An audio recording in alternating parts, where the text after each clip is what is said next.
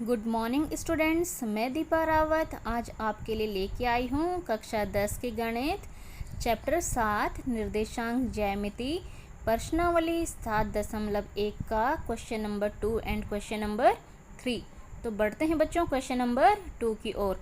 Question number 2 में है आपका बिंदुओं 0,0 और 36,15 के बीच की दूरी ज्ञात कीजिए। आपको दो बिंदु दिए हैं और आपको इनके बीच की दूरी ज्ञात करनी है। ठीक है, तो आपको देखो ये पता है कि ये 0 0 है, ये ओरिजिन है ना, और ये कोई बिंदु है। हमने इनको मान लिया कि माना P भी मान सकते हैं, इसको O भी मान सकते हैं, ऐसा कोई फ़र्क नहीं पड़ता। P हमने इसको दे दिया कि 0 0, इसके हमने कोऑर्डिनेट्स को नाम दे दिया कि P माने क्या है x1 y1 है, Q क्या है 36,15 है, तो Q के हमने लिख दिए x2, y2। आप इसमें फॉर्मूले में पुट करिए वैल्यू, पी क्यू निकालना है, दूरी सूत्र में डिस्टेंस फॉर्मूला में आप पुट करिए सारे वैल्यूज़। x2 माइनस x1 का whole square plus y2 minus y1 का होल स्क्वायर इक्वल्स टू ये क्या आ जाएगा अंडर रूट x2 की जगह में आपके आ गया ये 36, x1 की जगह में 0, इसका होल स्क्वायर प्लस y2 की जगह में 15 और y1 की जगह में 0, 15 माइनस 0 का होल स्क्वायर, ये आ गया अंडर रूट 36 का होल स्क्वायर प्लस 15 का स्क्वायर। अब 36 को 36 से इंटू करिए 1296 आएगा, 15 को 15 से इंटू करिए 225 आएगा। आप इसको जब प्लस करेंगे तो ये आ जाएगा 1521 और आप इसका वर्गमूल निकालेंगे तो आ जाएगा आपके पास 39 वर्गमूल। मैंने यहाँ पे रफ में निकाला है भागफल विधि द्वारा। आपको भागफल विधि द्वारा करो या आप HCF से भी निकाल सकते हैं इसके। मैंने भागफल विधि से किया है। आपको पता है कि हम पेयरिंग करते हैं, पीछे से करते हैं। इन दो का एक जोड़ा बनेगा, इन दो का एक जोड़ा बनेगा। 3 3 जा 9, 15 में से 9 माइनस हो के आया 6 और 3 और 3 6। 6 के साथ ऐसी कौन सी संख्या लेंगे 9 लेंगे, फिर 9 से यहाँ पे मल्टीप्लाई करेंगे 621, तो ये आ जाएगा आपके पास 39, इसका वर्गमूल हो जाएगा, वही इसकी मात्रक हो जाएगी, दूरी जितने भी यूनिट्स में आपको लेनी होगी। ठीक है, और इसको करने का बच्चों एक सिंपल तरीका और भी था कि अगर आपको पता है ये ओरिजिन है तो इसके लिए सिंपल से जो ओरिजिन से जो दूरी सूत्र निकल के आता है उसके लिए सिंपल सा सूत्र ये भी हो जाता है x2 का स्क्वायर प्लस y2 का स्क्वायर, ये निकल के आ जाता है आपका डायरेक्ट। ठीक है, x2 का स्क्वायर प्लस y2 का स्क्वायर, ये जो दे रखे हैं आपको, तो आप डायरेक्ट इस फॉर्मूले का भी यूज़ कर सकते थे। अगर आपको ये फॉर्मूला याद करने में प्रॉब्लम है तो मैंने पूरा दूरी सूत्र वाला ही फॉर्मूला आपका यूज़ किया है। क्वेश्चन नंबर 3 है बच्चों आपका, निर्धारित कीजिए कि क्या बिंदु 1,5, 2,3 और -2, ये -11 है, -2, -11 संरेखीय हैं। हमें ये डिसाइड करना है, इसमें ये बताना है कि ये जो 3 बिंदु आपको दिए हैं ये संरेखीय हैं या नहीं हैं। तो सबसे पहले तो मैं इन बिंदुओं को नाम दे देती हूँ, ये A बिंदु है, ये B बिंदु है, ये C बिंदु। आप PQR भी दे सकते हैं, ऐसा कुछ वो नहीं है। तो आप देखेंगे बच्चों इसमें कि संरेखीय बिंदु पहले ये समझेंगे कि संरेखीय बिंदु कहते किसे हैं। संरेखीय बिंदु उन बिंदुओं को कहते हैं जो तीनों एक ही लाइन में पड़ें। जैसे मैंने A B C एक ही लाइन में पढ़ने वाले बिंदु ले लिए कि ये संरेखीय अगर ऐसे होंगे।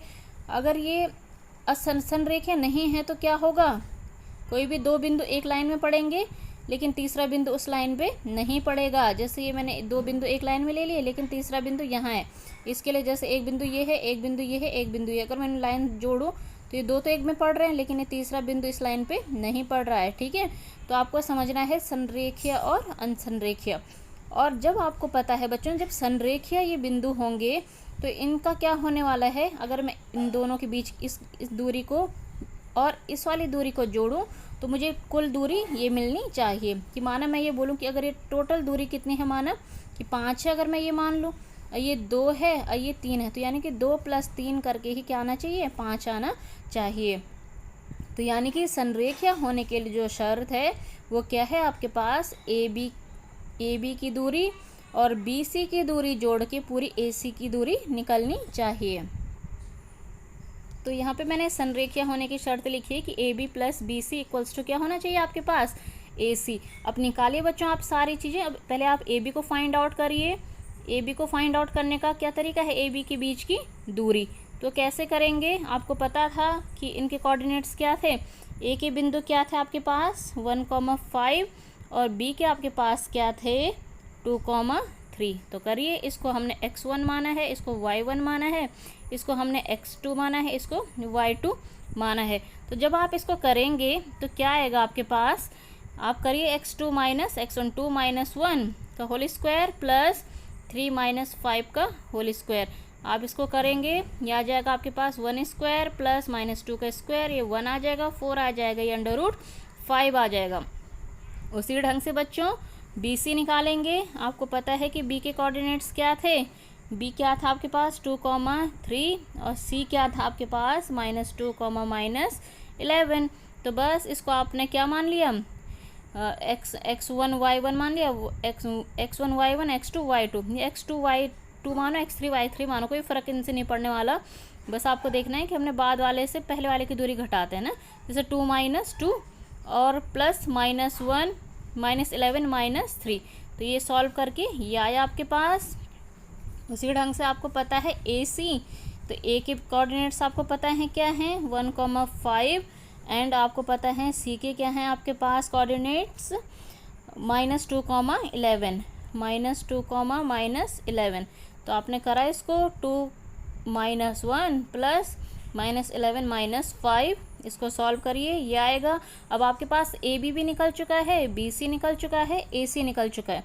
आप इसमें पुट करिए कि A B plus B C equals to A C है या नहीं है। संरेखीय होने के लिए शर्त बताई थी, ए बी का मान है √5, बी सी का मान है √212 और ए सी का मान है √265। तो ये इन दोनों को जोड़ के ये नहीं आ रहा है ना, तो ये क्या नहीं है आपके पास, संरेखीय नहीं है, यानी कि जो कि सत्य नहीं है, सत्य नहीं है। तो यह तीनों बिंदु क्या हैं, संरेखीय नहीं है। ये हमने यहाँ पर बच्चों क्या कर लिया है, प्रूव कर लिया है।